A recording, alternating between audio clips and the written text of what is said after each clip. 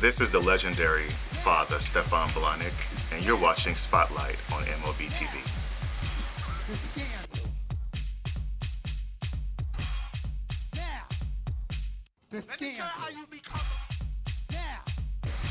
Hi, Stephaun. What's up? How are you? I'm well, how are you? I'm good. Thank you for being on my show. Thank you for asking me. This is my new show, so it's actually called Spotlight. And the Spotlight is on HIV prevention and how to stay safe, right? I know there are a lot of people who like to be in relationships with people who are positive, even though they're negative, whether they're risk takers or whether they're lovers, whichever one, and they stay safe. And I know there are people who I've been in those relationships. Okay, this is perfect then. So my question to you is, how do you stay safe how do you play safe and stay safe being in a relationship with someone who is HIV positive? Well, I think the conversation for me is always about overall sexual health and not just about, like wearing a condom. So if the person that you're in a relationship with is HIV positive and you're the HIV negative person, you want to have an open and honest conversation about that person's health, not just, again, in the concept of wearing a condom, but, what is the person's viral load? What is their T-cell count? Are they eating right? Are they sleeping well? Do they have a good diet? What is the stress level like in their life? And being able to manage all that, and then also to have a real frank conversation about, what are their intentions for life. I know that there are people who have, they exist there, they live in this kind of victim space, and so they may or may not feel that it's important for them to be concerned about their overall health after receiving the HIV positive diagnosis. So again, I think overall health on both sides is a key factor, and being able to really manage that. I know in a previous relationship, which is really interesting because, and I don't know if I want to disclose this or not, but I was, my last long-term relationship was with a person who was HIV positive, and we made it work. It wasn't an issue because they were positive. I looked at them as a person that I cared about very deeply. They disclosed to me, I knew before we started talking, that they were HIV positive, so it wasn't, something that came up during our relationship. In terms of playing safe, well, as you probably know, I work in the field of HIV and public health, so my experience in the field has afforded me the understanding and knowledge of lots of different things. So in general, in my long-term relationships, I typically don't use condoms, and so that is a decision that I make, an informed decision that I make based on the person that I'm with, us getting tested. Thank you for being honest. No problem. Us getting tested and, that whole thing. And so part of it, though, is that if I'm dating someone who's HIV positive, then there's no need to get HIV tested because I know your HIV status. Yeah. One of the keys is to make sure that all your pink parts are healthy. If you don't know what your pink parts are, let's talk about your pink parts. Your pink parts are your mouth, your anus or your butthole, your vagina, and your urethra, which is your pee hole for your men. So to make sure that those parts are healthy, that they're free of germ, that they're free of irritation, and that you're not doing things that would irritate them, or you don't have an STD that would cause an irritation to those areas. And for most people who do this work like myself, we know that if you have an STD, gonorrhea, chlamydia, syphilis, for example, that you're more likely to transmit or pass along or even contract HIV. So in my relationships, I'm more typically concerned about the STD piece and, again, overall health, especially as it relates to sex. Okay. Having different kinds of sex can put you at different levels of risk. So, like kinky sex? Well, not necessarily, but I like being tied up in whips and chains and stuff too. Hold on. So. Where's my bell? I love you, Stephaun, for that.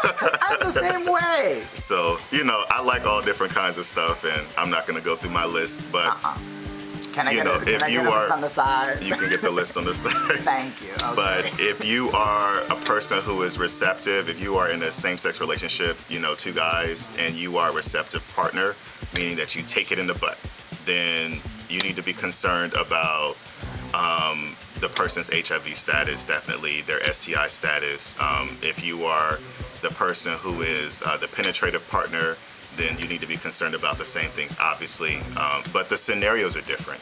If you're in what we call a serodiscordant relationship, where one partner is negative and the other is positive, or even when both partners are positive.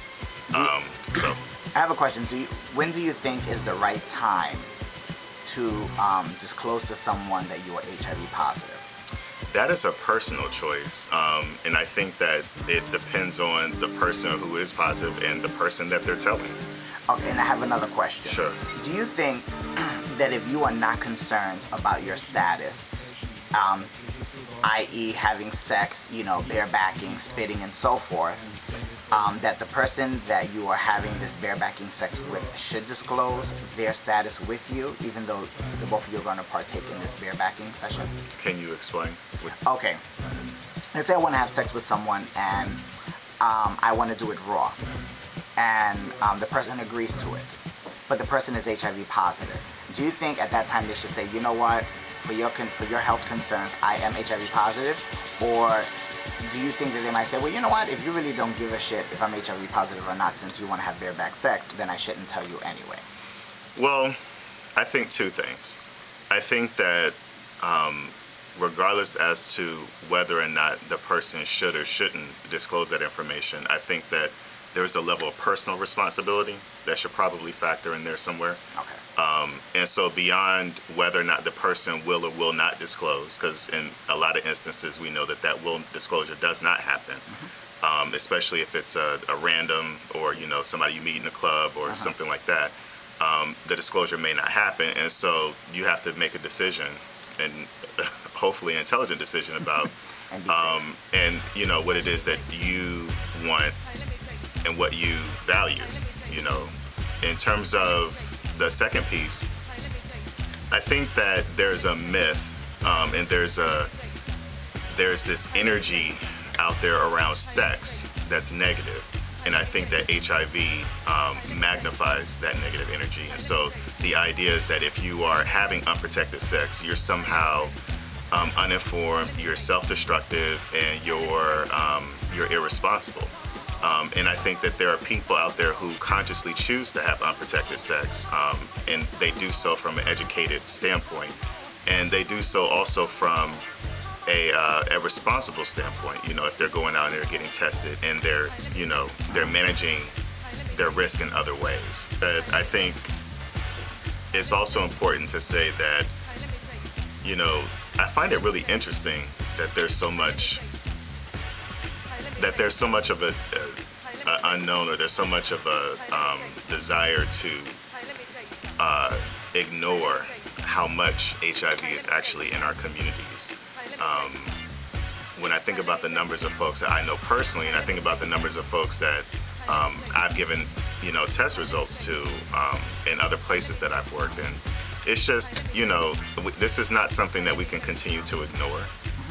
And I think that when we really start to take a look at this situation, how it's affecting our community, and we begin to really look at how to take away the stigma regarding HIV, I think that we'll start to really see some change. But we can't really address it if people are still fearing it and not getting educated about it. If you are a person who likes to, bottom. Yes, for the gods. And you... There's nothing wrong with bottoming. There's nothing wrong with taking it. Okay, you take it, girl. So if you're a person who likes to take it, and you're with somebody you don't know their status, instead of the penetration, you might do frottage, or you might, you know, Sure, give a hand put some job little or something. lotion in between your legs and have them, you know, go up in your thighs. Exactly. So there's all different kinds of things That that sounds hot. it is actually I'm gonna hot. have to make a few phone calls. I've tried it before. I'm gonna make some phone calls right now. And so there's other things that we can do to still enjoy the sexual experience with the person, and also have some safety in this as well. Oh, well, thank you, Stephaun. And if you want to know more about safe sex and risk reduction and all of that good stuff, you can always come on down to the Mocha Center, 1092 Main Street in Buffalo, and 107 Liberty Pole Way in Rochester, New York. That's right. Thank you so much for having me. Thank you, Stephaun, for being on Spotlight with me.